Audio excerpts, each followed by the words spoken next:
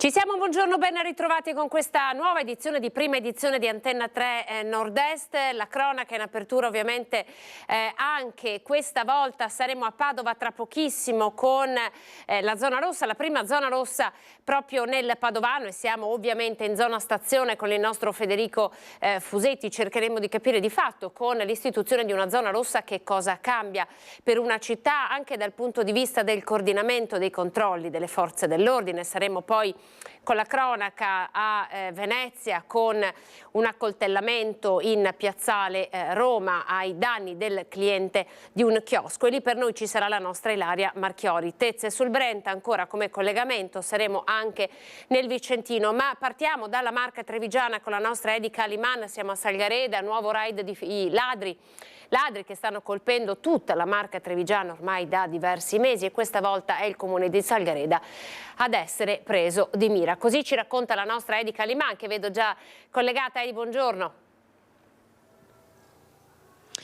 Buongiorno Anna, ci troviamo all'incrocio tra Via Dante e Via Verdi nel pieno centro di Salgareda, la zona più residenziale. In questo campo incolto, che è circondato da case, villette a schiera e abitazioni, sarebbero proprio entrati, e la segnalazione ci è arrivata da questa rete che vedi, la rete di ferro, che non riusciamo a inquadrare benissimo ora, ma comunque è stata scardinata dai piedi per poter evidentemente passare da sotto senza essere presi dalla fotocellula che è posizionata proprio sotto la tettoia che Alberto Pivetta sta inquadrando in questo momento. Una luce che si attiva automaticamente al passaggio. Non sarebbero riusciti a entrare, però c'è stata tanta la paura. Evidentemente i residenti erano in casa e ovviamente questa è la segnalazione che ci è arrivata. Attualmente i proprietari di casa non sono qui, ma i vicini ci hanno raccontato appunto di questi rumori, questo tentato furto in questa abitazione appunto tra Via Dante e Via Verdi. È l'ennesima volta che Salgareda si trova sotto assedio dei ladri. L'ultima volta era successo a luglio. Alcuni vicini ci hanno raccontato appunto che da luglio, da quest'estate, quando Salgareda era stata bersagliata dai ladri, avevano fatto moltissimi danni in abitazioni, entrati con le persone ancora in casa, hanno potenziato i sistemi di sorveglianza e ovviamente dicono non possiamo fare molto altro che cercare di difenderci come possiamo. Noi abbiamo intanto raggiunto la vice sindaca del comune di Salgareda, la signora Carmela Polinedro, che è qui in nostra compagnia. Grazie per essere arrivata qui sul posto. Buongiorno. Buongiorno a tutti. Allora, vice sindaca, noi sappiamo dell'importanza delle segnalazioni, delle denunce che molto spesso non vengono depositate nemmeno per i tentati furti, e che non danno poi così la percezione alle forze dell'ordine di capire e mappare il fenomeno nei nostri territori. Salgareda ha attivo un gruppo di controllo del vicinato che sta funzionando bene, ci diceva vice sindaca. Sì, allora abbiamo questo controllo del vicinato, che è un gruppo WhatsApp di molti cittadini di Salgareda. Che come funziona? Niente, quando succede qualcosa praticamente questo segnala il gruppo, e il gruppo così sa che nel territorio c'è movimento, ci sono cose strane o cosa. È molto attivo, siamo sempre informati. Qua ultimamente sì, c'è stata questa infrazione anche qua in Via Verdi, ci dispiace, però bisogna sempre denunciare ai carabinieri, alle forze dell'ordine, ai vigili del paese o cosa, perché se si può fare rete è la cosa migliore, aiutarci con come si dice? Con gli strumenti che possediamo. Abbiamo una Salgareda videosorvegliata, è molto attiva, vengono segnalate tante cose vengono risolte, però più di tanto non si può fare. Dobbiamo farci noi forza di aiutarci, non so dire altro. Vice sindaco, un vicino di casa della famiglia colpita 2 sere fa, parliamo infatti di questo tentato furto proprio 2 sere fa, proprio qui tra Via Verdi e Via Dante, che non è stato segnalato in qualche modo, è stato segnalato tramite gruppi Facebook. I cittadini si sono comunque preoccupati, allarmati da luglio, che già dicevamo ai telespettatori che appunto i cittadini si erano allarmati per questo raid che è avvenuto in piena estate che aveva procurato molti danni, tanti cittadini, ci diceva proprio un vicino di casa dei signori, hanno implementato i sistemi di sicurezza, tra cui allarmi e sistemi di videosorveglianza. Da luglio com'è la situazione qui a Salgareda? Da luglio, allora, abbiamo avuto altri tentativi, furti e anche furti nelle abitazioni, come in questo caso so perché ho sentito appunto una vicina che mi ha detto sono entrati nel di dietro della casa e sono entrati in casa e hanno fatto danni. È stato anche denunciato ai carabinieri questo furto, perché non sono tanto a conoscenza di questo. Comunque noi cosa dire? Insomma, Salgareda come sistemi di videosorveglianza, ci diceva, c'è e sta facendo molto anche in termini di illuminazione pubblica, giusto? Sì, abbiamo l'illuminazione pubblica, la stiamo anche tutta cambiando, perché stiamo sostituendo tutte le lampade che stiamo mettendo a LED per il comune, così. Dei sistemi di illuminazione che sono un po' più antiche, quindi anche a andare a illuminare meglio il paese per comunque non lasciare punti scoperti. Quello che ci teneva a dire lei, vice sindaca, è che è l'invito a denunciare, ma soprattutto anche ad iscriversi a questo gruppo per evitare situazioni come queste, insomma tenere i cittadini controllati e comunque rassicurati su quello che sta succedendo in paese, giusto? Quindi se vuole lanciamo l'invito anche ai cittadini che ci stanno ascoltando. Invito appunto a iscriversi a questo gruppo che è il controllo del vicinato. Nelle pagine del comune abbiamo appunto, guardando controllo del vicinato, c'è tutta la documentazione di come si può aderire. C'è altro da mettere il nome, cognome e il numero di telefono, e quando succede qualcosa che venga segnalato in questo gruppo. Non serve scrivere tante cose, furto in corso, così i vicini e tutte le persone che magari sentono si allertano un po', stanno un po' più attenti. L'amministrazione è interna al gruppo e da qui possono agire anche poi con varie denunce e controlli di vigili e carabinieri. Questa è la situazione intanto da Salgareda, amministrazione che, come tutte le amministrazioni della Marca, abbiamo sentito solo in questi giorni l'implementazione dei controlli dei carabinieri su San Biagio di Callalta e della Postumia intera, nella zona appunto della Callalta. Anna, i comuni stanno correndo ai ripari come possono, e intanto da Salgareda è tutto. Se ci sono novità vi faremo sapere. Grazie alla nostra Edi Caliman da Salgareda. Andiamo in generale in tutto il Veneto, perché la polizia di Padova si è messa sulle tracce fin dai primi di gennaio di una banda che si era macchiata di diversi furti in abitazione. Il centro nevralgico, il covo della banda, proprio nel Trevigiano, a Mogliano Veneto. La squadra mobile di Padova ha sgominato una banda di 4 albanesi specializzata in furti in abitazioni, fermata con un blitz a Mogliano Veneto, nel Trevigiano. 4 le persone denunciate, di cui 2 arrestate. Le indagini sono partite da 2 furti a Padova, il 9 e 20 gennaio, bottino, numerosi monili d'oro e altri preziosi. A mettere gli investigatori sulle tracce della banda una pettorina arancione, di quelle usate nei cantieri edili, e indossata da uno dei ladri in entrambi gli episodi. Successivamente è stata individuata anche l'auto usata in uno dei colpi, le cui tracce hanno portato a scoprire il covo dei malviventi in una casa affittata da alcuni mesi a Mogliano Veneto. Scattati gli appostamenti e i pedinamenti, gli uomini della questura hanno identificato tutti i componenti della banda, fermati con un blitz all'alba. È stata recuperata refurtiva proprio dei furti commessi in abitazione qui a Padova e della particolare efficacia ed efficienza delinquenziale di questa cellula, addirittura una sbadigliatrice che viene utilizzata per forzare le cassaforti, arnesi atti allo scasso, quindi a riprova di un gruppo professionale. Uno dei malviventi, 45enne, ha esibito un documento falso che fino a quel momento gli era servito per sfuggire agli arresti domiciliari, cui era sottoposto da agosto 2024, tagliando anche il braccialetto elettronico adottato dal Tribunale di Treviso per altri furti nella Marca, ed è finito così in carcere. Un complice, 43enne, che al momento del blitz indossava il gilet arancione, aveva già numerosi precedenti per furti in abitazione in Lombardia, Emilia-Romagna e Veneto. Un terzo albanese di 35 anni, anch'egli già noto per furti in case, era l'intestatario dell'appartamento ed era in possesso delle chiavi di un'auto a noleggio parcheggiata davanti all'abitazione. nella quale sono stati trovati gioielli in oro, alcuni orologi rubati, oltre a uno smerigliatore elettrico, guanti e altri attrezzi. L'ultimo della banda, un 35enne, è stato arrestato per un'ordinanza di custodia cautelare in carcere del Tribunale di Venezia per droga. La squadra mobile sta ora rivisitando investigativamente tutti i furti che sono avvenuti in quel periodo per vedere una eventuale riconducibilità a questa banda. Il dato che emerge, si tratta anche a dicembre sequestrammo parecchi ripeto, monili in oro, denaro contante, circa 50 furti accertati, e poi prevalentemente la questione furtiva prende la via, diciamo, dell'est Europa per quanto concerne poi i canali di ricettazione e di riciclaggio.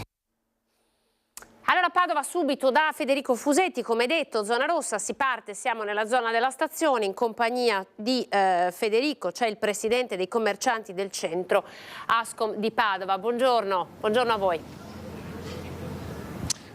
Buongiorno Anna, buongiorno ai telespettatori di Prima Edizione e siamo qui anche oggi in stazione, come lo eravamo ieri, per raccontarvi un po' quello che sta accadendo. Quindi da questa mattina alle 7 è scattata, diciamo, la cosiddetta zona rossa, quindi controlli aumentati delle forze dell'ordine.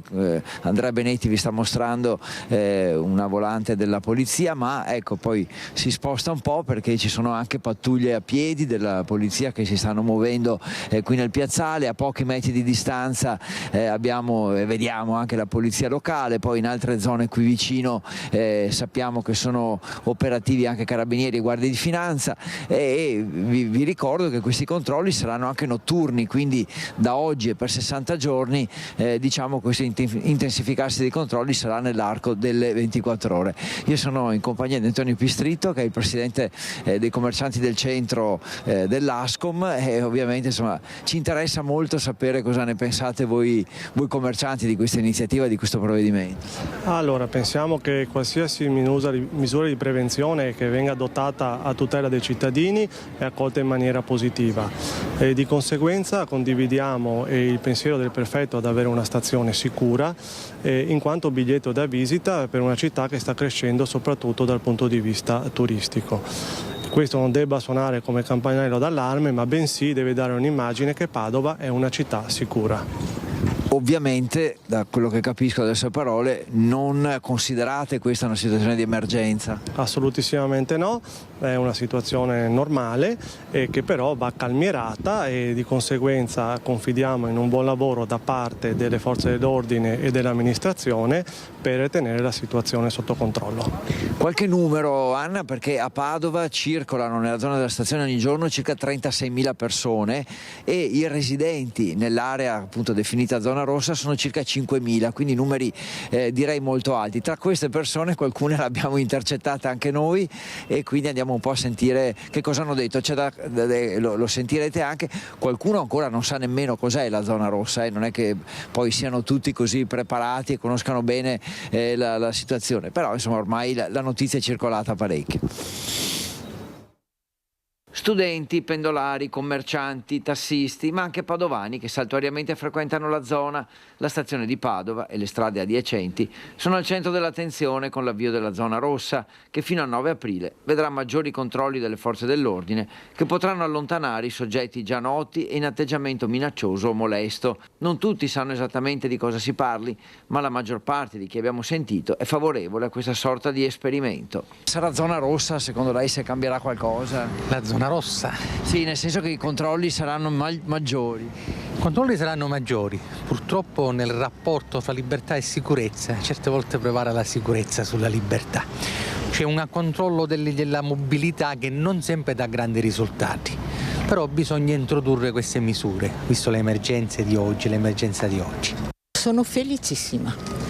Nel senso che secondo lei migliorerà la situazione? Sicuramente, sicuramente. Il controllo non fa male perché ce n'è un po' di bisogno, speriamo che sì, che dia dei risultati. Cambierà qualcosa in meglio?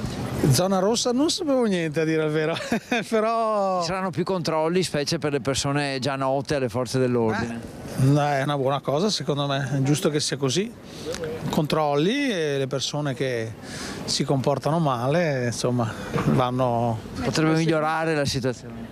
Non so se migliorerà molto, ma sicuramente darà un po' di sicurezza alla popolazione. La speranza dei cittadini, in particolare dei residenti o di chi in questa zona lavora, è che migliori la sicurezza e la vivibilità della stazione di Padova, migliorando in questa porta di accesso alla città anche il biglietto da visita per i turisti. Ecco, da un punto di vista proprio pratico e tecnico, stamattina il questore ci ha spiegato un po' più nel dettaglio cosa succede. Succede che, come sappiamo, perché questa è una cosa ormai nota, le forze dell'ordine, se individuano delle persone già note, quindi con dei precedenti e che hanno un atteggiamento molesto, aggressivo, possono allontanarle con un cosiddetto ODA, cioè l'ordine di allontanamento, che verrà consegnato a queste persone, che dovranno uscire dalla zona rossa e non potranno rientrarvi per 48 ore. Questo è tecnicamente quello che accadrà con questi nuovi controlli legati alla zona rossa. Ovviamente è importantissimo, come dicevo prima, anche l'opinione, il parere, quello che pensate voi commercianti, i suoi colleghi, che opinione si sono fatta della zona rossa? Allora, sicuramente l'opinione è positiva, non c'è preoccupazione, ma si tratta soltanto di calmierare appunto una situazione che potrebbe degenerare. Pensiamo appunto che prevenire sia sempre meglio che curare. Anche perché Padova è una città turistica importante, quindi credo, come accennava prima lei, che insomma il biglietto da visita debba essere quello adatto a una città che ha queste ambizioni turistiche. Esatto, deve essere appunto adatto, perché Padova è una città che ha molte ambizioni, soprattutto dal punto di vista turistico, e dobbiamo far sì che rimanga tale e dare l'impressione che Padova appunto è una città sicura. Grazie ad Antonio Pistrito, presidente dei commercianti del centro per l'Ascom. Prima di salutarti, Anna, io e Andrea Benedetti ti restituiamo la linea, vedendo però insieme questo servizio che riepiloga un po' la divisione che si è creata all'interno della politica padovana, perché le opinioni sono contrastanti, ne abbiamo raccolte alcune, quindi vediamole insieme e poi la linea torna a voi. Sulla zona rossa di Padova la politica si divide. Il centrodestra plaude all'iniziativa del Ministero e di conseguenza alla sua applicazione sul territorio da parte di prefettura e questura. Il centrosinistra precisa che non ci saranno cambiamenti sostanziali, in quanto il provvedimento di DASPO urbano della polizia locale esiste già nella zona della stazione. Il centrosinistra teme che Padova sia percepita come una città in emergenza. Come se fossimo una città di conflitto. Forse questo è l'obiettivo. Come poi saranno gestite queste zone rosse, questa zona rossa che auspichiamo rimanga come unica e smantellata al più presto. Le persone poi da lì come verranno attenzionate? Verranno spostate? Questo comporta paradossalmente a dover immaginare altre zone rosse da una zona all'altra. È proprio il messaggio che si vuole dare, siamo profondamente contrarie. Secondo il sottosegretario della Giustizia, il leghista Andrea Ostellari, invece, l'istituzione di una zona rossa dove rafforzare le misure di prevenzione per aumentare la sicurezza è un'ottima notizia. La voce dei cittadini e di chi, come la Lega, aveva chiesto più controlli e più repressione è stata ascoltata. Ora le forze dell'ordine avranno più strumenti per contrastare gli episodi di violenza e illegalità. Vorrei che non accadesse, come già spesso è avvenuto in questa città, di vedere sceneggiate o teatrini di qualche diciamo così parte politica che diranno che adesso si militarizza la città. Ecco, non è questo. Queste aree sono diventate zone franche per tutti gli atti criminosi e delinquenziali che abbiamo denunciato. Per il Partito Democratico, infine, la sicurezza in una città non si misura solo in termini di ordine pubblico, ma soprattutto pensando alle competenze del comune attraverso il benessere sociale, la rigenerazione urbana, la partecipazione della comunità e l'inclusione di tutte le fasce della popolazione. Con interventi sociali, afferma il PD, sono già state sottratte al degrado molte zone pregiate della città. E non condividiamo i toni di questo governo che tendono a creare, ad alzare una tensione sociale che non porta a nessun risultato. A Padova dal 2017 con il nostro sindaco Sergio Giordani portiamo avanti delle politiche cittadine che vedono una sicurezza agire su diversi fronti, investendo nei quartieri, nella socialità e in tante misure. Allora, avete sentito, questo è quello che dice la politica, le zone rosse di fatto hanno diviso la politica, questa misura che è stata inserita e voluta con forza anche dal sottosegretario alla giustizia e il Veneto Andrea ostellari. E di sicurezza continuiamo a parlare, siamo tra Mestre e Venezia con la nostra Ilaria Marchiori, ci sono 2 fatti di cronaca da raccontare. Ilaria, buongiorno. Sì, buongiorno a te Anna, buongiorno ai nostri telespettatori. Partiamo subito con raccontare che cos'è accaduto ieri sera a Venezia intorno alle 21. C'è stata una violenta lite tra il titolare di origine bengalese di un chiosco nella zona di Piazzale Roma e il suo cliente italiano. Una lite sembrerebbe per futili motivi, ma che è sfociata con una aggressione a danno del cliente, che è stato accoltellato dal titolare del chiosco. Il titolare del chiosco è stato immediatamente arrestato e in giornata sarà processato per direttissima, mentre il cliente italiano è rimasto ferito, è stato portato immediatamente al pronto soccorso dell'ospedale civile di Venezia con una ferita piuttosto profonda, ma comunque non è in pericolo di vita.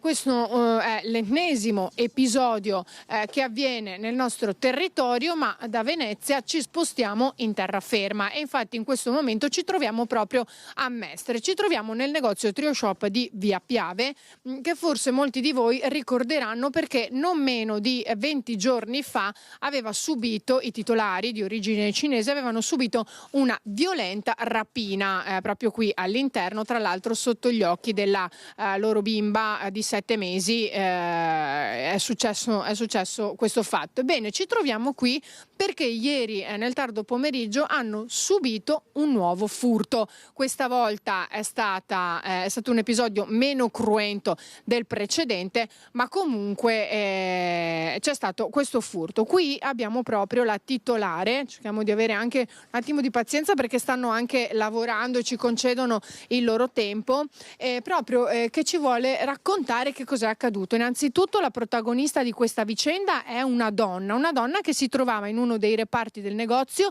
Che cos'è successo? Cosa ha fatto questa donna? Ricordo che lei riesce da questo tablet a visionare le riprese delle telecamere di videosorveglianza e quindi si è accorta che cosa stava facendo questa donna. Cosa rubava? Una donna pelle scuro rubare la detersivi anche indimoloba, 18 paio calzini. Ecco, si è riempita per bene la borsa, poi quando è uscita ho visto lei prendere tanti roba, mettere subito dentro borsa e quindi ho più attenzione perché ho visto quando entrare ho visto faccia come la ladri, perché lo so ogni volta si trova tanti ladri, quindi lo so qualcuno faccia un po'. Ormai li sapete riconoscere, diciamo più o meno. Poi che cosa è successo? È uscita, fuori c'era suo marito che fumava qui fuori una sigaretta, ma lei l'ha minacciato. No, quando lei uscire o chiamare mio marito, aspettare fuori fumare e poi ferma lei e poi chiama lei, entrare, pagare, se no chiamare polizia e poi lei non vuole. Lei dice lei non rubare. Ho detto ho visto lei rubare e poi lei prendere una siringa, mio marito paura e poi subito prendere lei quello mano con siringa. E poi sono arrivate subito le forze dell'ordine.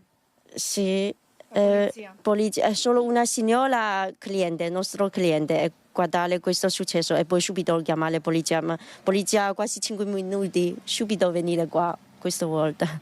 Ecco, avete sentito, il titolare era stato minacciato con una siringa, fortunatamente non è accaduto nulla, ma ovviamente come potete immaginare la paura è stata tanta perché questi furti ormai avvengono continuamente, mi diceva non solo nel vostro negozio ma anche negli altri.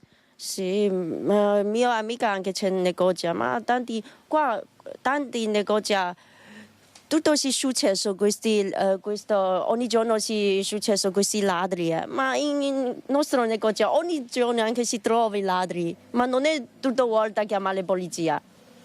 Se prendere poco roba anche non è fare casino, abbiamo subito lasciarlo andare via. Se fa casino allora io chiamo la polizia.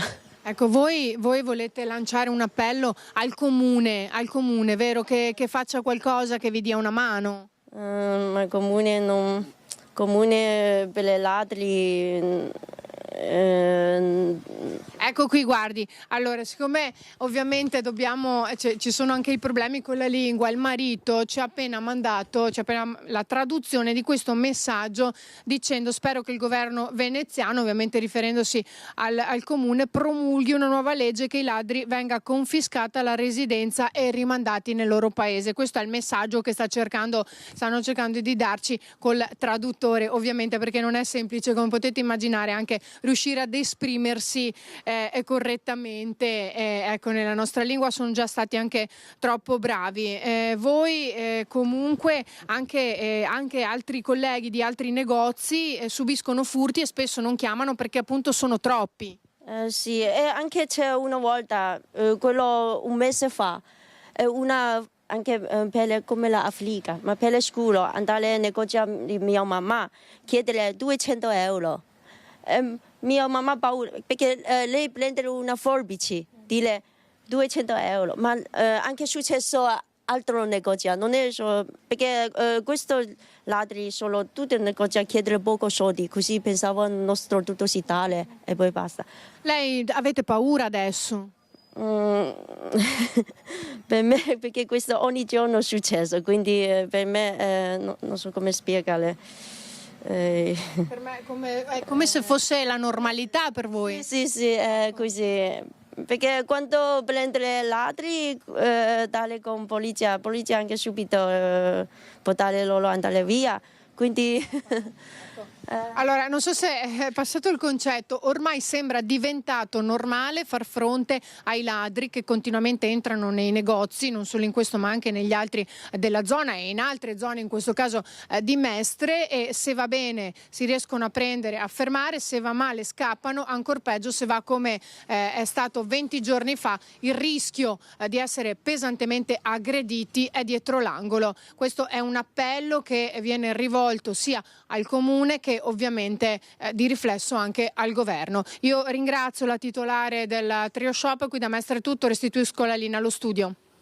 Grazie alla nostra Elena Merchiori, insomma uno scenario davvero raccapricciante con questi ladri che possono entrare tranquillamente nei negozi, che vengono presi dalla polizia e poi ovviamente in qualche modo sono rilasciati, ladri che colpiscono quasi quotidianamente dietro la minaccia di utilizzare una forbice o addirittura, come in questo caso al Trio Shop, una siringa. Vedrete ovviamente questo servizio in onda nei nostri notiziari della sera, nello specifico nel telegiornale di Venezia, grazie alla nostra Ilaria Marchiori. Andiamo nel Bellunese, ora siamo a Ponte nelle Alpi, agli arresti domiciliari con braccialetto elettronico il 47enne accusato di circonvenzione di incapace. Lo scorso settembre venne arrestato dalle Fiamme Gialle nell'ambito di un'operazione denominata Couscous. Vediamo di cosa si tratta.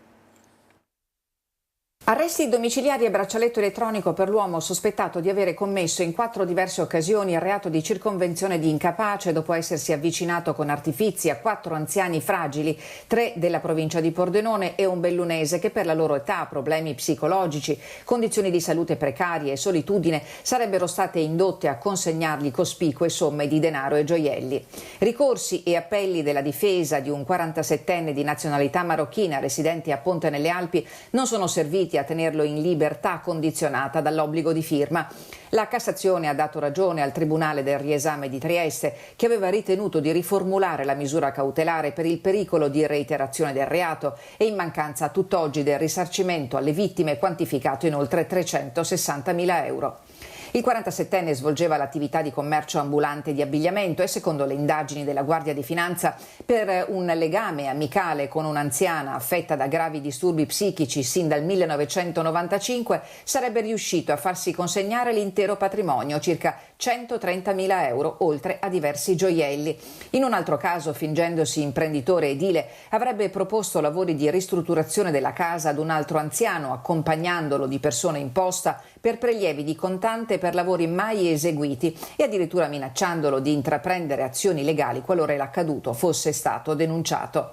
Nel corso della perquisizione domiciliare i finanzieri avevano trovato altro denaro, 9.400 euro, e gioielli incompatibili con quelli in suo possesso. Nella vicenda risulta indagata anche la coniuge dell'ambulante, una 34enne, anch'essa di nazionalità marocchina, che avrebbe offerto la sua complicità al marito, incoraggiandolo a intestarsi la casa di proprietà di una delle vittime. Il tema delle truffe, ce ne siamo occupati ieri nel corso dei nostri notiziari. C'è una donna che è stata vittima a 84 anni, ha denunciato il suo truffatore, che è un 55enne napoletano domiciliato a Mira nel Veneziano. Sono stati recuperati 40.000 euro sottratti. La testimonianza dell'anziana ve la facciamo ascoltare ancora una volta. Dice: ho provato molta paura e vergogna, ma dico a tutti di denunciare. Mi sono sentita umiliata. Adesso, ieri volevo sprofondare sottoterra per non, come si dice,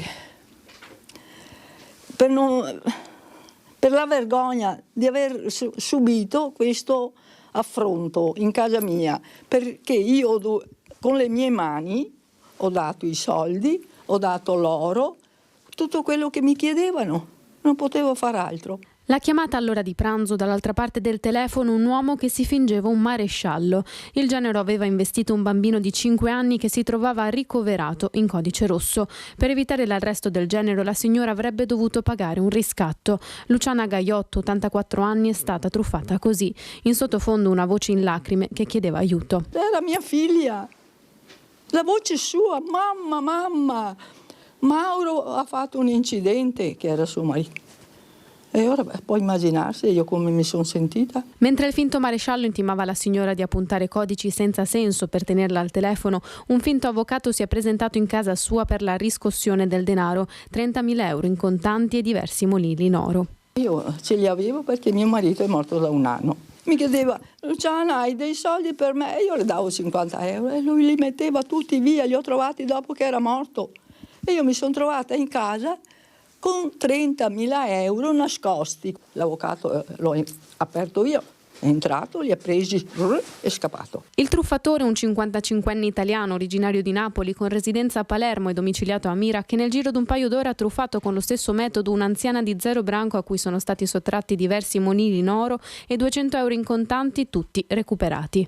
Il colpevole è stato trovato in possesso della rifurtiva a seguito di una perquisizione delegata dalla procura. La percezione che abbiamo è sicuramente che ci sia un'organizzazione dietro e che quindi sia una cosa strutturata e non lasciata al caso. Il sospetto di essere vittima di una truffa, mentre dall'altra parte del telefono il malintenzionato la prostrava psicologicamente. Lei pensava di aver ascoltato la mia voce, quindi questo per me ha avuto un effetto di grande inquietudine. La mamma è una persona anziana ma molto sveglia e brillante e ne abbiamo sempre parlato di questi problemi, di queste cose, di quanto accadono, di com'è facile cadere. Invitiamo le persone anziane a diffidare sempre da questo tipo di telefonate, contattando nell'immediato le vere forze dell'ordine affinché ci permettano così di effettuare i primi accertamenti del caso. Io devo dire a tutte le persone di denunciare, anche se c'è vergogna, per quello che ci è successo, perché ti senti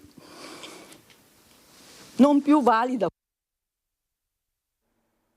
Andiamo in pubblicità. Dopo aver ascoltato la signora, un monito davvero per tutti: denunciare e non provare vergogna se si rimane vittime di truffe di questo tipo. A tra poco con Prima Edizione.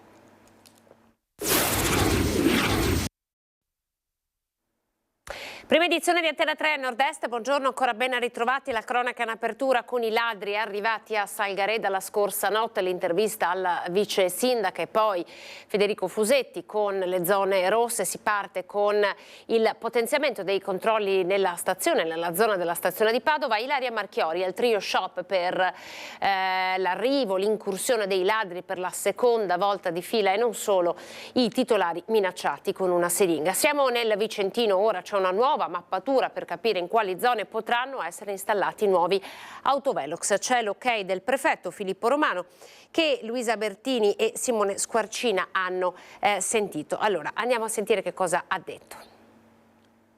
Siamo in compagnia con il prefetto Filippo Romano, il prefetto di Vicenza, perché si è conclusa la mappatura delle strade della provincia vicentina in cui potranno essere installati o riattivati quelli che ci sono già. Parliamo di autovelox.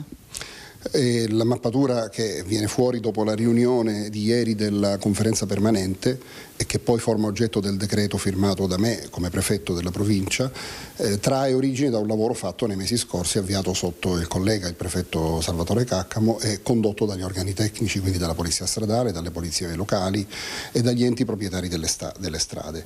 Individua una ventina di strade dove l'incidentalità è stata registrata in passato ed è dovuta proprio a un'eccessiva velocità, fermo restando che l'obiettivo primo degli autovelox non è quello di farle multe, ma è quello di non farle, cioè di convincere le persone ad andare alla velocità giusta. Ecco, tra le strade che spiccano qui in provincia, via Aldo Moro, il costo, così come la possibilità di installarli lungo la bretella dell'Albero. Sì, infatti, anche in questo caso mi dà il destro per precisare qualcosa. In via Aldo Moro, per esempio, sarebbe opportuno inserire anche dei rallentamenti fisici che non possono essere ridossi, perché una via principale deve essere percorribile dalle ambulanze o dai mezzi di soccorso, però possono essere per esempio delle modifiche urbanistiche, dei restringimenti di carreggiata, perché l'obiettivo appunto non è quello di andare a fare la multa a chi corre troppo, ma di evitare che in città ci sia questa tentazione di lanciarsi in corse sfrenate. Per l'Albera è importante il limite di velocità durante il percorso, ma il nodo fondamentale è quell'ingresso che favorisce in un certo senso l'inversione a U che tanti incidenti ha provocato, l'ultimo il 17 gennaio. Ecco, lì non è tanto un fatto di velocità quanto un fatto di limitare, come si farà con degli ostacoli al centro di carreggiata, la possibilità, anzi di evitare la possibilità di inversione. Ecco, da adesso in poi spetterà agli enti competenti, mi riferisco a comuni piuttosto che provincia, della decisione. Comuni, province e ANAS sono nel nostro paese gli enti che gestiscono le strade. Ci sono anche le strade regionali, normalmente sono date in gestione comunque alle province. Io ringrazio il prefetto Filippo Romano per essere stato con noi. Ci sono delle novità in merito alla morte della piccola deceduta a soli 17 mesi a Montebelluna, un servizio che avevamo fatto e raccolto le dichiarazioni della mamma e del papà, però la piccola potrebbe essere morta, questi sono i risultati dell'autopsia, per la sindrome del scuotimento, ovvero i bambini che vengono eccessivamente scossi sono stati trovati dei traumi interni. Vediamo. La procura ha aperto un fascicolo per omicidio preterintenzionale. Indagati i genitori della piccola Lavenda Odiode, la bimba di 1 anno e mezzo di Montebelluna, morta lo scorso 3 gennaio, dopo alcuni giorni di ricovero nell'ospedale di Padova. Il sospetto è che possa trattarsi di un caso di shaking baby, la sindrome del bambino scosso. La piccola avrebbe riportato gravi lesioni a livello cerebrale. A segnalare i primi dubbi sul malore proprio i sanitari dell'ospedale patavino, che avevano avvertito la procura trevigiana. Da qui la richiesta dell'esame autoptico, da cui però non erano emersi traumi macroscopici, ma secondo gli accertamenti sarebbero state riscontrate lesioni gravi interne. Sono stati eseguiti anche i prelevi del cuore e di vari tessuti, oltre che di liquidi biologici. Una risposta si avrà soltanto fra alcuni mesi. Si attende anche la relazione dettagliata dell'esame autoptico. I genitori della bambina di origini nigeriane sapevano di essere stati indagati già il 16 gennaio, giorno in cui era stato effettuato il post mortem sulla salma, avendo nominato un proprio consulente che aveva assistito all'autopsia. Quel tragico giorno del malore era stata la mamma a trovare la bambina priva di conoscenza nella culla ed allertare subito il 118. La piccola, vista la gravità delle condizioni, era stata trasferita nel reparto di cardiochirurgia pediatrica a Padova, dove è morta qualche giorno dopo. Ora si attendono gli esiti degli ulteriori esami prima di formalizzare l'indagine, una tragedia che aveva sconvolto l'intera comunità di Montebelluna. Sicurezza e personale, siamo a Fregona, restiamo nella Marca trevigiana. Il sindaco fa le veci del vigile urbano, chiede di poter utilizzare anche la paletta, una provocazione forse per denunciare il trattamento riservato ai piccoli comuni di montagna. Vorrei usare anche questa, ma non mi è concesso. Per ora. A Fregona di necessità si fa virtù e non potrebbe essere altrimenti da quando nel settembre scorso se n'è andato anche l'unico vigile urbano in servizio, difficile rimpiazzarlo in uno dei comuni più montani della Marca. Ecco quindi che alle pendici del Pizzoc è il sindaco a farne le veci e la paletta è veramente l'unica cosa che a questo punto manca, così come la facoltà di staccare multe, possibilità che diversi sindaci della Marca stanno chiedendo a gran voce proprio in questi giorni. Senza multe non si fa niente. niente, purtroppo bisogna toccarlo nel denaro se si vuole ottenere qualche cosa. Poi sapere che non c'è il vigile, puoi immaginare, tutti si sentono liberi. Intanto sulla scrivania di Giacomo De Luca si accumulano faldoni e pile di comunicazioni da consegnare casa per casa. I casi di notifica sono dati tutti quanti, si può dire, per persone che hanno chiesto l'alloggio qui e la residenza e dopo sono spariti. Un mare di burocrazia con il sindaco che ormai quotidianamente fa il messo, ma deve anche vigilare su conferimento dell'immondizia e sull'ormai imminente processione della Madonna. Poche settimane fa ha anche rincorso un ragazzo in stato di alterazione, ma la questione non si limita alla polizia locale. Insensato, dice De Luca, aver dimezzato il numero degli assessori comunali nei municipi più piccoli, un tema che riguarda da vicino i comuni di montagna. Gli assessori prendono 100-200 euro al mese. Lordi, non è che sia questa la spesa più grande di fronte ai notevoli benefici di qualcuno che non sto qui a dirlo, che lo sanno tutti. 100-200 euro al mese. È un'analisi molto amara la sua. Amara, e devo dire che io di solito ho uno spirito di iniziativa molto, molto vasto e molto ampio, però sto perdendo la voglia di continuare a fare queste cose qui, perché veramente non meritiamo, i sindaci non meritano un trattamento così. Allora, ci occupiamo ora di Olimpiadi Milano Cortina. Il Comitato Tecnico Regionale per la Valutazione di Impatto Ambientale del Veneto ha espresso oggi all'unanimità giudizio favorevole di compatibilità ambientale per il nuovo sistema integrato di mobilità intermodale del comune di Cortina d'Ampezzo in Soldoni. Hanno dato l'ok alla nuova funivia Apollonio Socrepes. Si tratta di opere a corollario di quelle per i Giochi Olimpici 2026. C'è l'ok della via, la valutazione di impatto ambientale, che ovviamente sapete è un passaggio obbligato per poter immaginare la progettazione del nuovo impianto. Ad un anno dai Giochi le opere procedono in linea con il cronoprogramma. Vi facciamo vedere una nostra esclusiva, un viaggio nel cantiere simbolo del sogno olimpico con un cicerone d'eccezione, il commissario di governo e amministratore delegato di Simico Fabio Saldini. Guardate. La pista è lunga 1,8 km di costruzione, l'evento sportivo viene cronometrato in 1,470 km e quindi tutta la gara tra partenza, cronometro e arrivo è 1,650 km. 55-60 secondi di gara, un lampo per chi osserverà i missili umani lanciati sul budello realizzato a tempo di record sul vecchio tracciato dell'Eugenio Monti, che in esclusiva abbiamo percorso metro dopo metro accompagnati da un cicerone d'eccezione, Fabio Saldini, commissario di governo e amministratore delegato di Simico. Saldini, adesso dove stiamo andando? Stiamo andando a vedere l'edificio che sarà della partenza e da dove partirà anche la preomologazione del prossimo 24 marzo. Poi vedremo una parte del guscio, ormai è ultimato, le prime curve sono ultimate, avremo modo di verificare sia il guscio, la qualità del guscio e anche la qualità della falegnameria. E allora andiamo. L'avventura inizia perciò dal punto esatto in cui gli atleti si spingeranno prima di salire sui loro mezzi dotati di pattini sterzanti. La qualità, l'elevata tecnologia si osservano a occhio nudo. Le finiture sono di altissima qualità, sono delle ditte artigiane locali, principalmente locali, che hanno realizzato sia il guscio, che è questa struttura in calcestruzzo che è la parte che verrà ghiacciata, 3 cm di ghiaccio, realizzata dai restauratori, e poi la parte in legno che noi vediamo sono le protezioni, si chiamano deflector, sono in legno di larice e hanno la venatura contrapposta alla direzione del bob, proprio per evitare che schegge ed altro entrino agli atleti che la percorrono. È un progetto difficilissimo, però come nota è incredibile, perché l'alta ingegneria, l'alta architettura di questa pista poi alla fine trova la sua realizzazione con la qualità degli artigiani, la qualità dei restauratori, cioè si unisce la grande invenzione degli ingegneri con la capacità degli artigiani di mettere a terra l'innovazione. I lavori procedono in linea con il cronoprogramma contro le Cassandre. Non ci sarà l'opzione B di Lake Placid, semplicemente perché non servirà. Anche il CIO ha fatto marcia indietro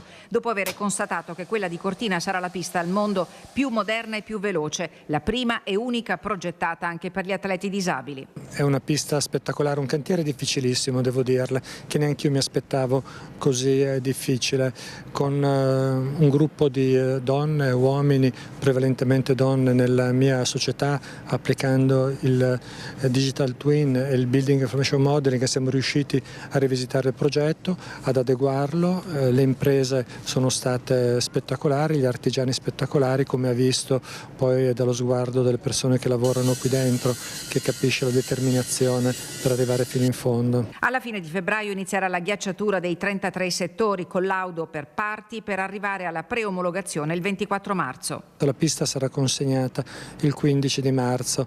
Ci saranno 10 giorni di test event, qualche giorno di allenamento di chi è presente e poi nella parte rimanente del periodo, quindi fino ad ottobre, faremo tutte le opere complementari, anche quelle ambientali. Allora, avete visto questo bellissimo reportage della nostra Tiziana Bolognani, avete visto la neve. Proviamo a parlare ora di meteo, proviamo a cercare di capire che cosa sta succedendo, perché insomma la neve delle immagini della nostra Tiziana Bolognani ci portano a Cortina d'Ampezzo, ma se lo sguardo si allarga su tutto il nostro Veneto dobbiamo ammettere che questo gennaio, il mese che ci siamo appena lasciati alle spalle, è stato un mese davvero caratterizzato da un caldo anomalo. Proviamo a chiedere qualche spiegazione ad Adriano Barbi, che ci ha raggiunto, del centro meteorologico di Teolo, direzione ARPA. Adriano, buongiorno, grazie per essere con noi.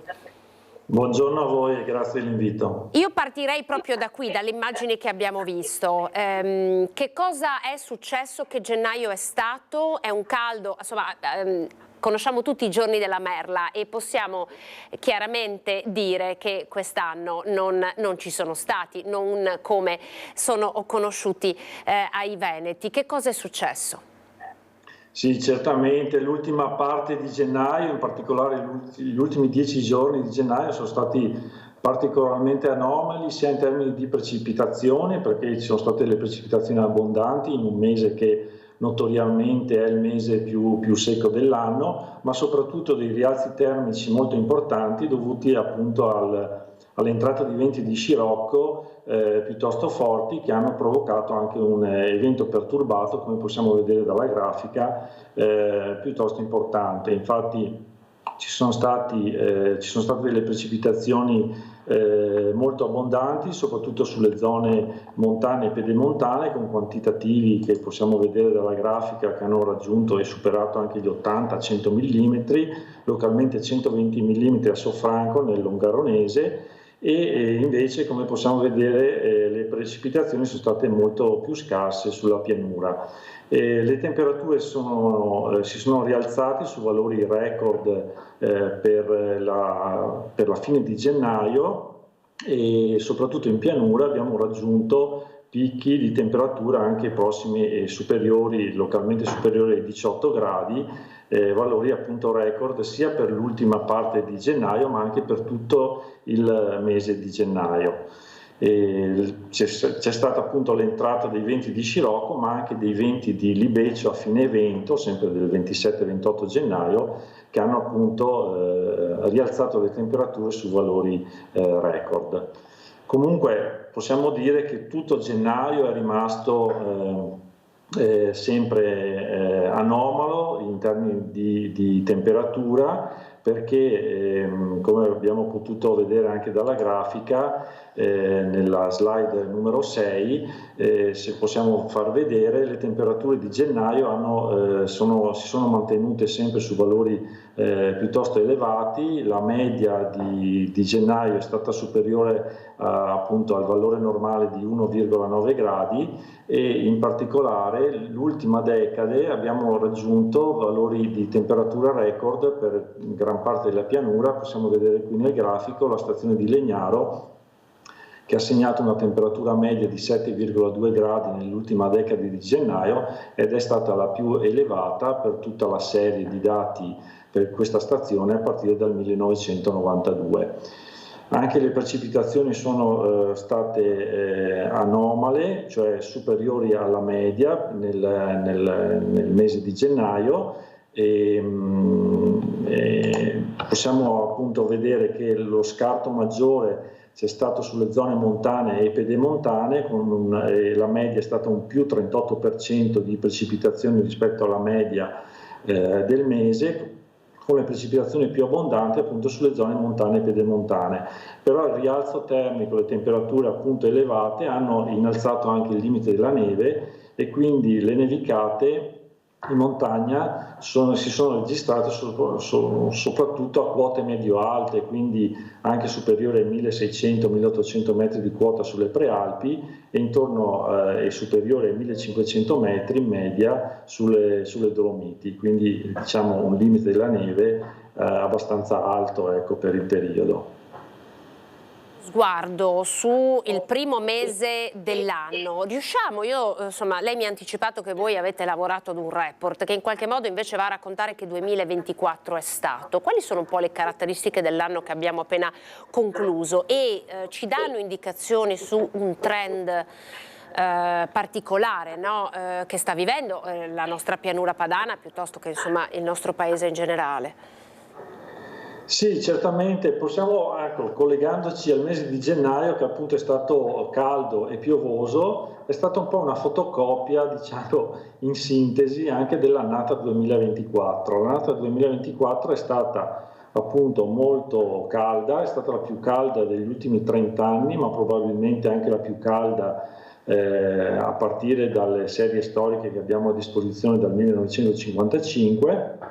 Ed è stata anche particolarmente piovosa, quindi diciamo un po' similmente a quanto è accaduto per questo primo mese dell'anno 2025.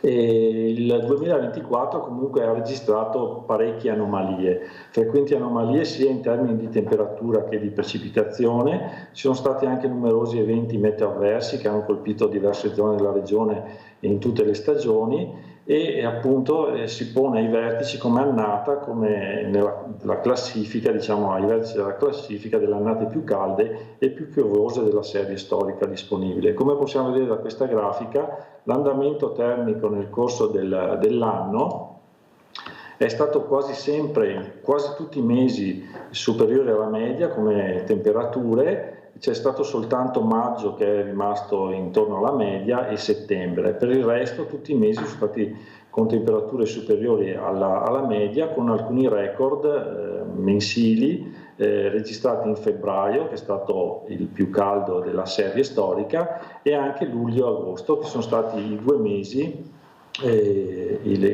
più caldi di tutta la serie storica che abbiamo a disposizione dei primi anni 90. Quindi ecco, un andamento termico che è rimasto sempre superiore alla media, e anche le precipitazioni abbiamo registrato insomma dei quantitativi di precipitazione complessiva tra i più elevati della serie storica, e si pone al quinto posto mediamente come annata più piovosa per la nostra regione a partire appunto dai primi anni 90.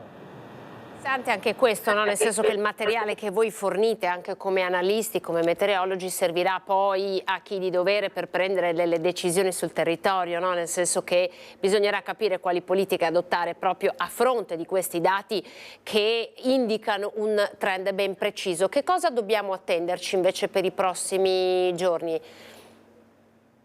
Dunque sì, per i prossimi giorni, allora attualmente siamo in una situazione ancora di alta pressione per l'espansione di un campo anticiclonico proveniente dall'Atlantico, che garantirà ancora tra oggi e prima parte di domani ancora delle condizioni di tempo stabile in prevalenza soleggiato. Però già da domani è previsto l'arrivo di nuvolosità, quindi un progressivo aumento della nuvolosità nel corso della giornata di domani. E poi c'è l'arrivo, diciamo, di aria un po' più fredda, soprattutto appunto a partire da domani, con una fase debolmente perturbata tra sabato pomeriggio e domenica mattina, che porterà delle modeste precipitazioni sparse con eventuali limite delle nevicate, che però saranno comunque molto, molto lievi, intorno agli 800 mm, in rialzo poi nella giornata di domenica. Quindi ecco, modesto maltempo tra sabato e domenica, però insomma niente di significativo. Vogliamo ricordare, dottor Barbi, quali sono gli strumenti che voi utilizzate per come dire, restituirci questa fotografia come ARPAV? Beh, noi abbiamo una rete di stazioni meteorologiche che è ormai disponibile da più di 30 anni sul nostro territorio, che copre omogeneamente tutto il territorio, dalle zone montane fino alla pianura, e sono appunto dati importanti che ci permettono di monitorare la situazione meteorologica sul territorio, ma soprattutto di raccogliere i dati per avere una serie climatica importante per poi fare appunto questo tipo di analisi e vedere i trend e capire come sta evolvendo il clima sulla nostra regione.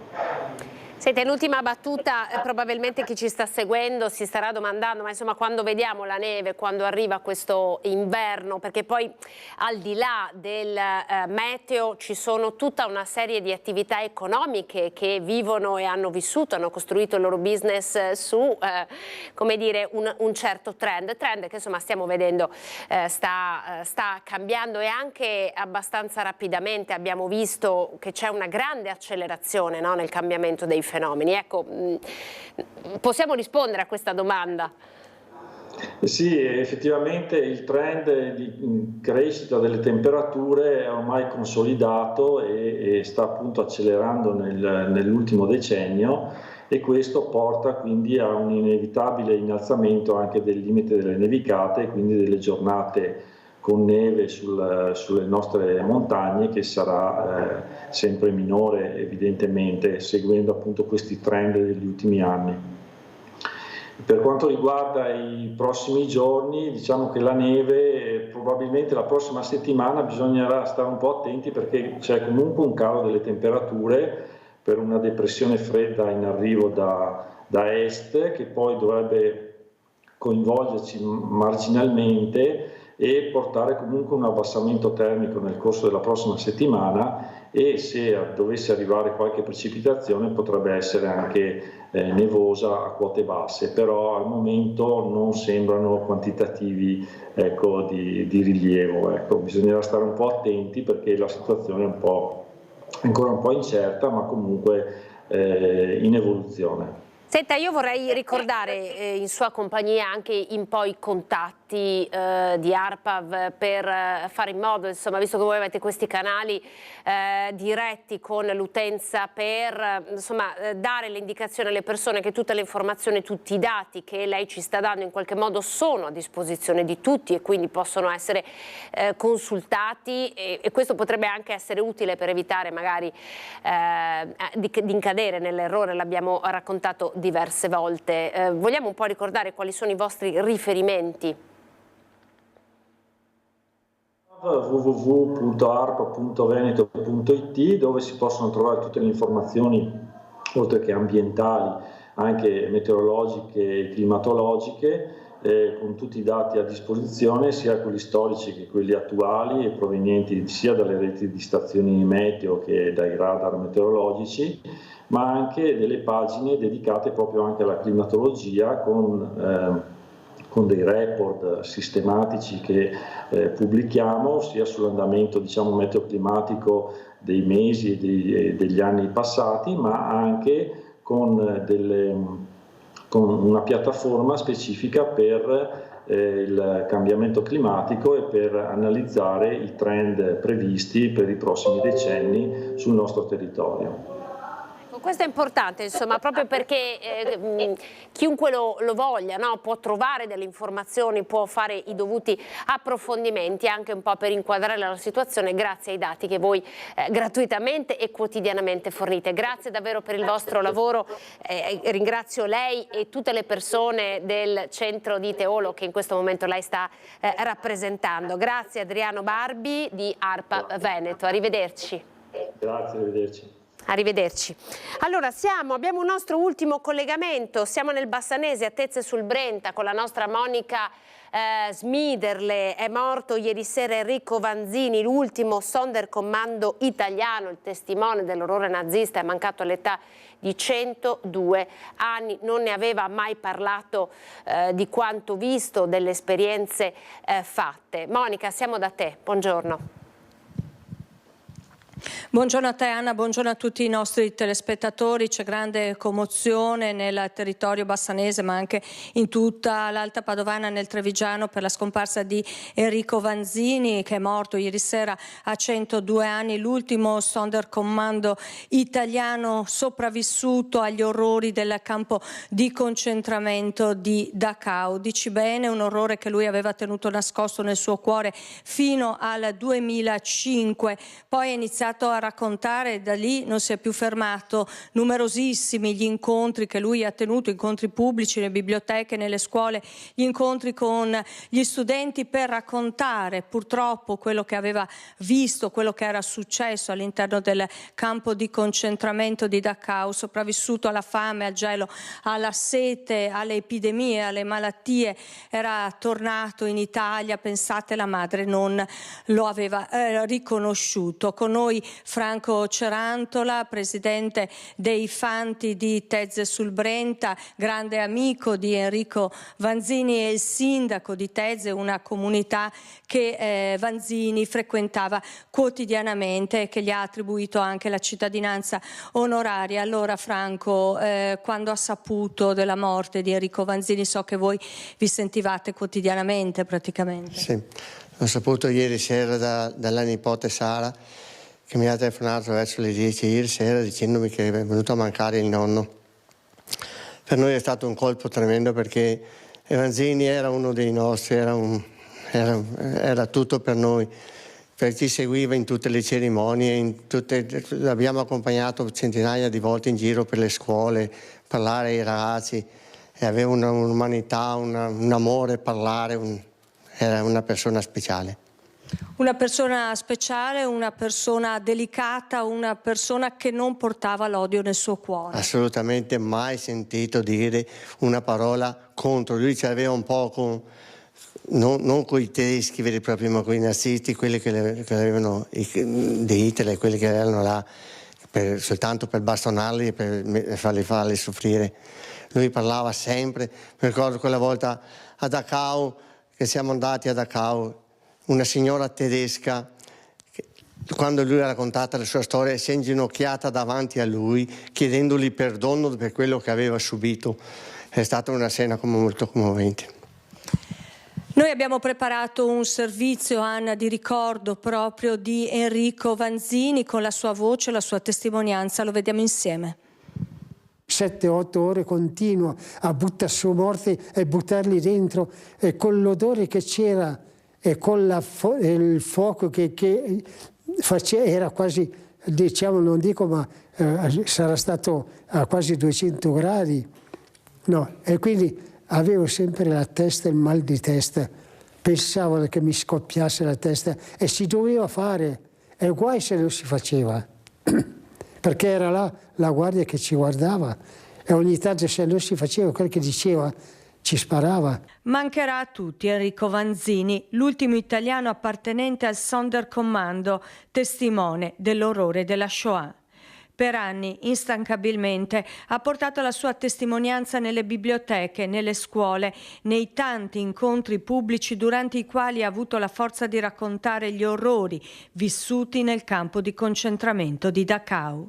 Mi sentivo un po' a disagio di queste cose, no? E dicevo sempre: ma signore, ma io un domani, no, come faccio a perdere tutte queste immagini che ho, che mi fanno vedere tutte queste, diciamo, soprusi che fanno contro di me?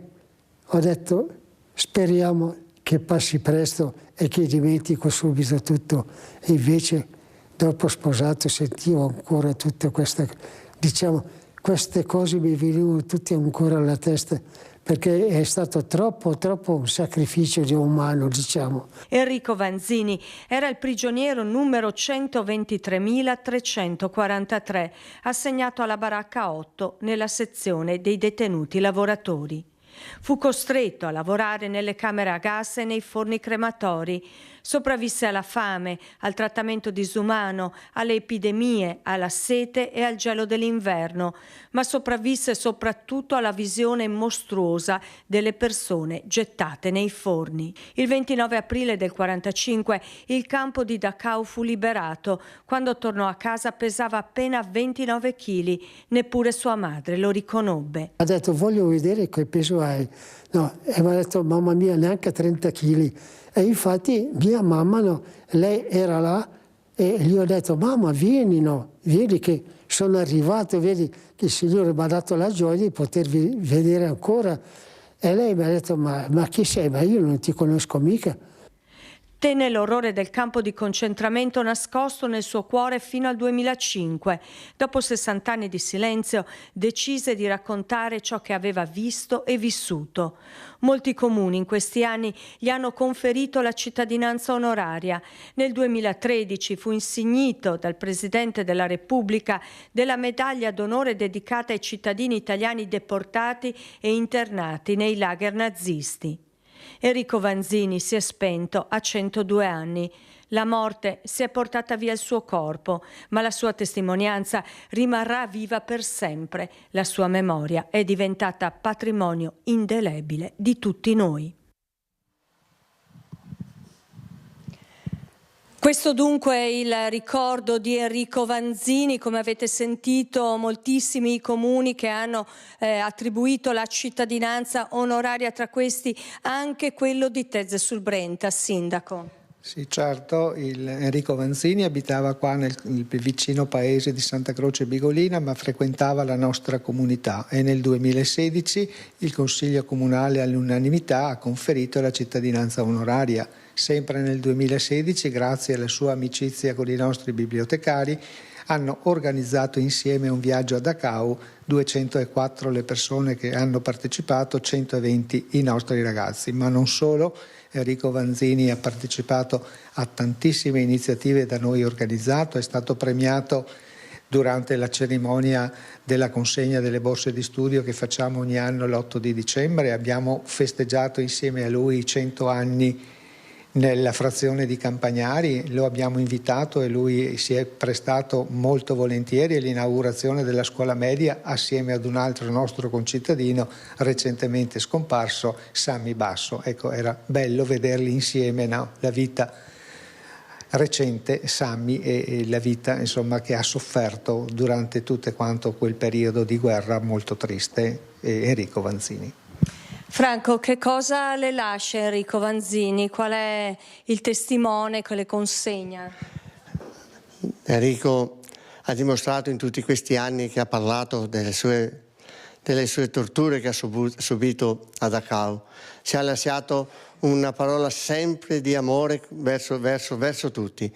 Non ha mai parlato ai ragazzi di avere rancore con i tedeschi, no, lui è sempre stato una persona d'amore, una persona pacifica che ha voluto raccontare soltanto quello che ha subito in quei campi, però senza portare odio con nessuno.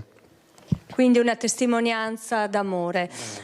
Allora, il funerale di Enrico Vanzini è già stato fissato, abbiamo appena sentito i familiari, sarà lunedì pomeriggio alle 15 nella chiesa di Santa Croce Bigolina. Da Tezze è tutto, la linea torna a voi allo studio. Grazie alla nostra Monica Smiderle e ai suoi ospiti, grazie per questo bel servizio che ci ha ricordato chi era questo personaggio incredibile, quello che ha passato ma anche quello che è stato capace di testimoniare.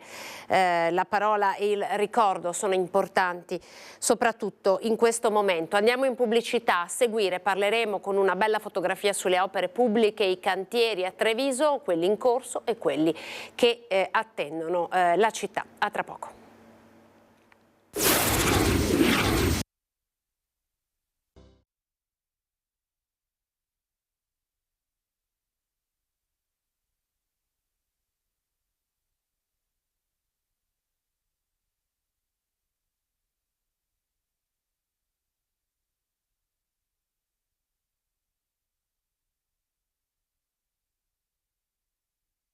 Nord-Est, nella parte finale passiamo a questo spazio di approfondimento. Come annunciato, una fotografia sui cantieri aperti a Treviso, sui soldi investiti dall'amministrazione comunale, i cantieri che apriranno, ma anche i costi, le stangate, con ovviamente il costo delle materie prime, ma non solo, anche della manodopera, che ha fatto lievitare costi che erano stati, come dire, preventivati e che quindi adesso dovranno essere ritoccati. Siamo con Sandro Zampese, assessore ai lavori pubblici del Comune di Treviso. Lei ha diversi assessorati, in realtà non solo questo. C'è l'assessorato con diversi settori. Con diversi settori e una grandissima esperienza. Sì, intanto volevo salutare tutti. Eccoci, grazie per averci raggiunto. L'abbiamo strappato da Cassugana per averlo qui con noi in studio a San Biagio di Callalta, perché vorremmo davvero con lei fare il punto.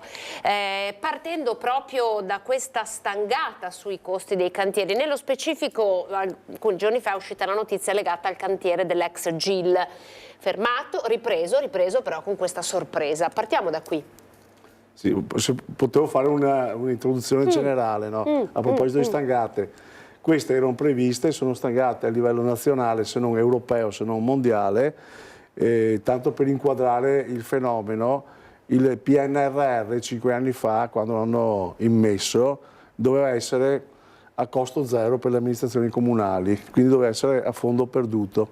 Hanno fatto delle tabelle ovviamente parametriche con i costi unitari al metro quadrato e noi siamo tra i comuni che hanno fortunatamente anche vinto più progettazioni. Cosa è successo? Poi da 5 anni a questa parte sono aumentati, c'è stata la guerra chiaramente tra Ucraina e Russia, c'è stato l'aumento delle materie prime, il boom dei costi, l'esplosione dei costi del 110, non bisogna dimenticare anche questa bolla speculativa, tanto che il Ministero ha registrato, ha preso atto di questa situazione oggettiva e inconfutabile e ha dato a tutti i soggetti attuatori PNRR la revisione prezzi con un incremento del 10-12%, ci ha dato in più rispetto a quello che ci aveva dato. Ovviamente questo non basta, perché i prezzi in tutta Italia, se voi parlate con qualsiasi operatore, sono dell'ordine del 30-35%. Ecco perché... Quindi c'è una forbice di un 20% che va sanata. Sì, in qualche modo. quindi si lavora sul restringere finché si può, razionalizzare la progettualità. Poi per cantieri che sono lineari, tipo, faccio un esempio, la riqualificazione che stiamo facendo, l'importante riqualificazione che stiamo facendo delle mura di Treviso, lì se succede qualcosa possiamo, invece di fare, adesso, a titolo di esempio, 2 chilometri di restauro, ne facciamo 1,8 chilometri. Tanto questa è l'ex GIL. Sì. Invece per immobili monumentali, storici, quali per esempio l'ex GIL oppure le Stefanini, non possiamo ridurre, eccetera, e quindi abbiamo fatto fin da subito, abbiamo attuato il progetto in 2 stralci. La prima, che sono i contributi, il piano obbligatorio, sono i contributi PNRR, mentre la seconda parte l'abbiamo chiamata lavori opzionali, che poi non sono opzionali, ma sono lavori che in qualche modo noi direttamente con fondi propri, ma soprattutto tenendo conto che in questi casi tipo GIL, tipo le scuole Stefanini sono ENZEB come le Don Milani, quindi a emissione di energia esclusivamente rinnovabile, quindi senza l'aiuto di fonti attive, solamente fonti energetiche passive. Quindi abbiamo anche una restituzione di importi dal GSE, dal conto termico.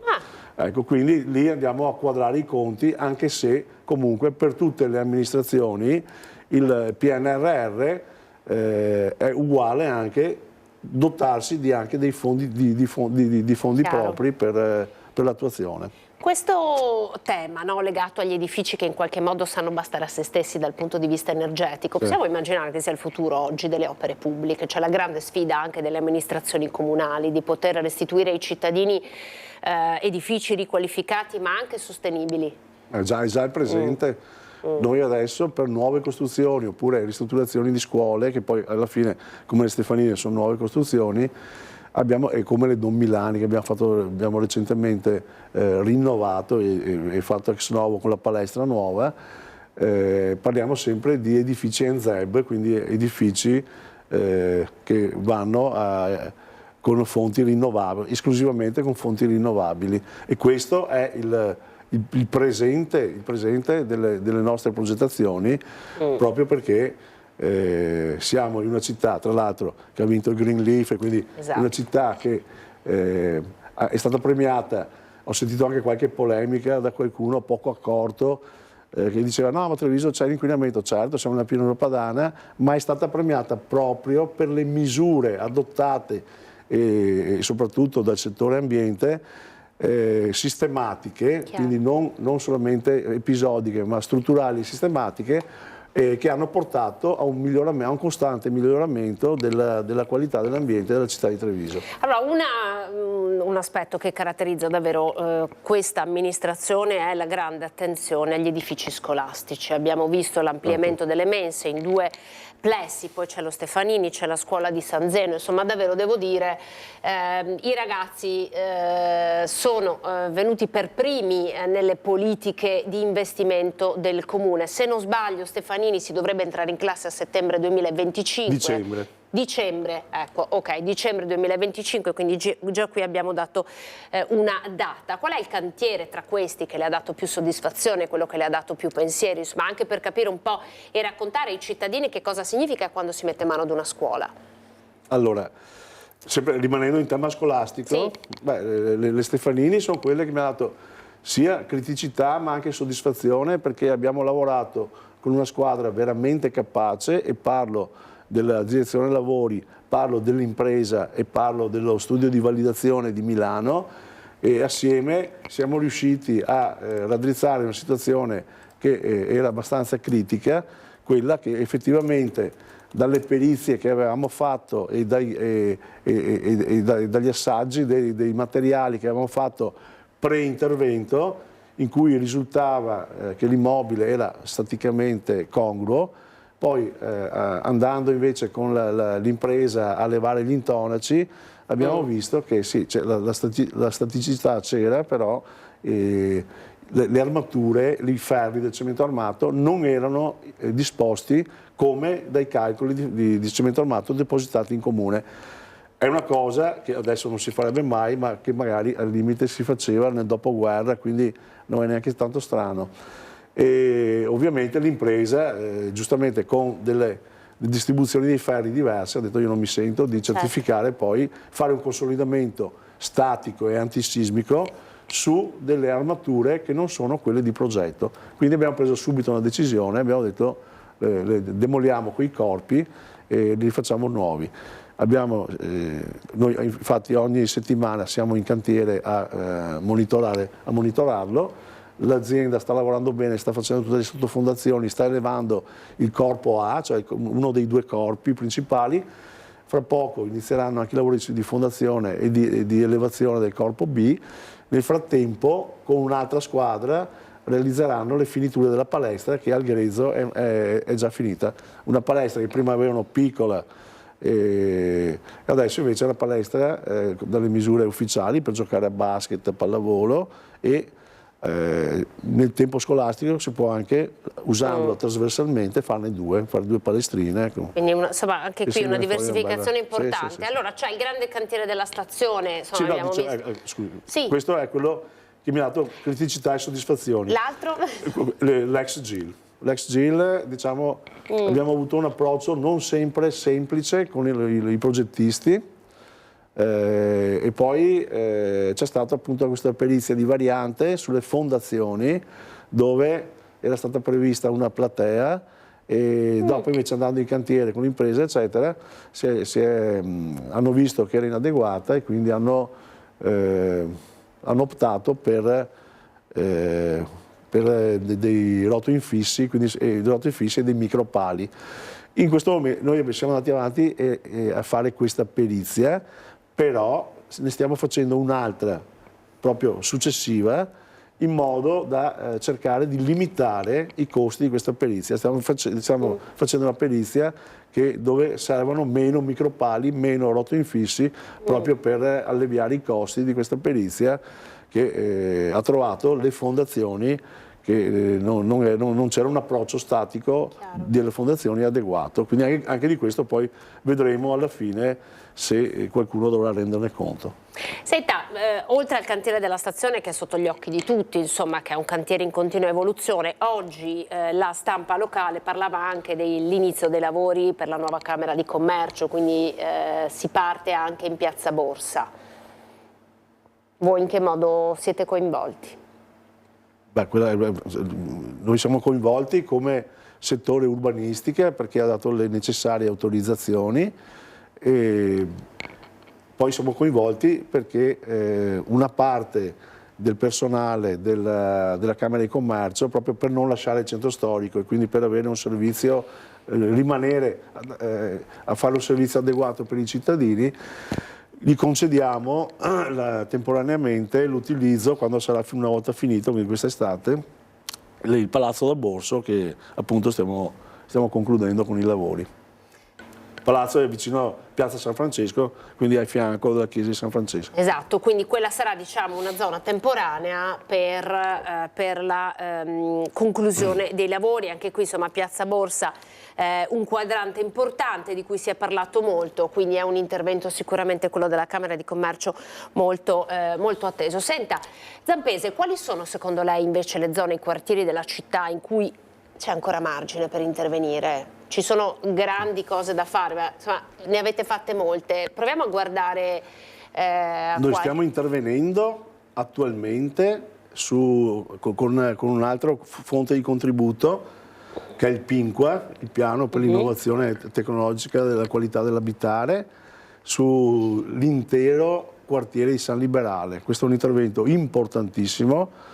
Tra l'altro abbiamo anche fatto delle riunioni con i residenti proprio per cercare di affinare il progetto anche ai desiderata dei residenti, che non sono capricci ma sono esperienze di coloro che vivono il quartiere, vivono la città e che quindi mi hanno dato degli spunti assolutamente interessanti. E siamo interessati anche noi. Cosa chiedono i residenti? Perché conosciamo, insomma, il quartiere di San Liberale è un quartiere caldo, no? Come dire, è stata sempre definita una periferia. Sul viale principale di recuperare degli accessi che nel progetto erano stati inibiti per fare un'altra viabilità, e poi di attraversamenti pedonali, di farli spostati, cioè anche piccole cose che però sono cose quotidiane e che per loro sono molto importanti. Verificare bene tutti i parcheggi in modo da non perderne, anzi di aumentarne il più possibile, e quindi mi sono trovato bene a livello positivo con loro, perché sono contributi appunto da persone che hanno interesse e amano il proprio quartiere. È un quartiere, ricordo, storico, è negli annali delle architetture, delle riviste dell'architettura del Novecento, fatto dall'architetto Ridolfi nel dopoguerra, ed è stato uno dei primi villaggi coordinati italiani. Quindi si chiamava villaggio coordinato perché era un villaggio completamente autonomo e aveva anche degli stili. Se vediamo le vecchie palazzine, quelle costruite originariamente da Ridolfi, hanno tutte un imprinting architettonico che è il medesimo, hanno lo stesso stilema, è un quartiere bellissimo. Come è destinato a cambiare? Lo stiamo riqualificando, cercando di far emergere appunto la qualità architettonica di Ridolfi. Poi abbiamo ampliato, è stato ampliato il campo sportivo con una sala polifunzionale che possono usare tutti i cittadini. Il centro anziani, il GAT, partono adesso i lavori, quindi verrà demolito, era di prefabbricato, verrà rifatto completamente. Abbiamo dentro il PINQUA il grande recupero, che è stato anche il grande sogno e realizzato, stiamo realizzandolo anche del sindaco, che diceva che passava in bicicletta da bambino, lo vedeva sempre un rudere, che è il centro della polveriera. La polveriera, stiamo adesso, abbiamo già il possesso del bene, abbiamo già fatto i progetti, abbiamo già ottenuto i soldi del PNRR, Stiamo adesso perfezionando con il demanio l'occupazione per la partenza dei lavori. La prima ditta si era ritirata, meglio così perché era una ditta che non ci dava neanche affidamento, poi adesso abbiamo il bando, adesso abbiamo a giorni la nuova ditta e sarà la prima parte di quel cuore di questo campus che immaginiamo siano gli istituti scolastici, dove nel restauro filologico della polveriera, quindi sarà ristrutturata com'era, compreso anche un'addizione esterna, cioè un porticato dove faremo un angolo bar e sotto il porticato metteremo delle macchine ginniche per fare, gli studenti possono fare anche un po' di ginnastica, di sport.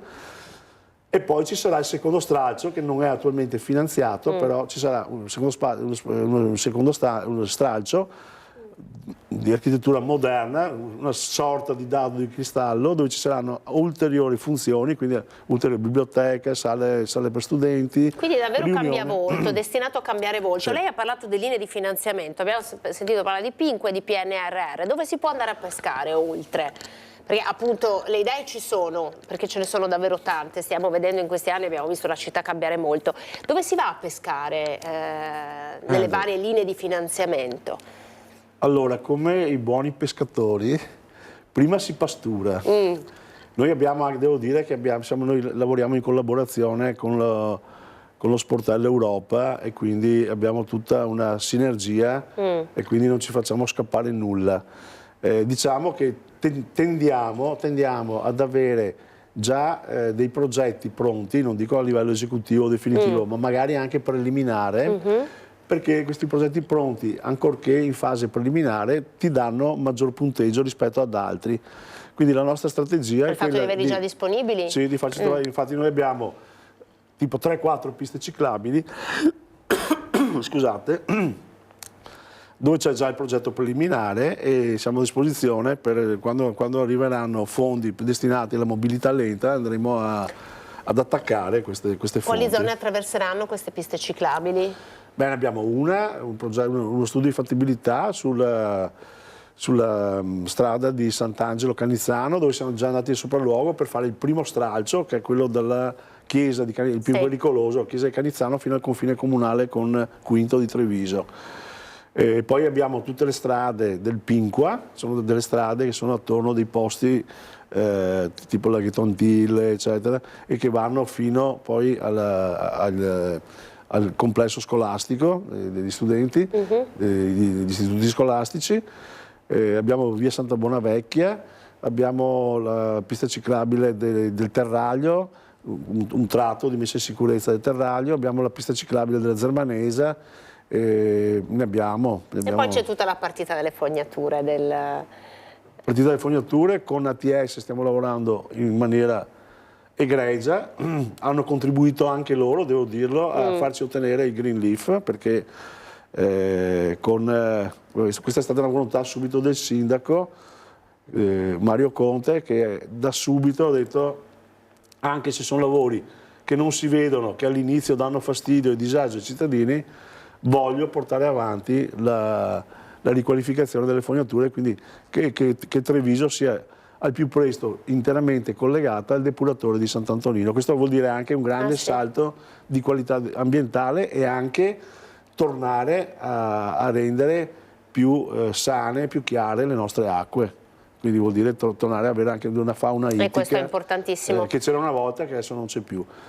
Arriveremo circa all'80% a fine mandato, quindi avremo un buon risultato. A San Liberale, il primo quartiere, noi abbiamo fatto una cosa coordinata, era il villaggio coordinato, abbiamo fatto una cosa coordinata.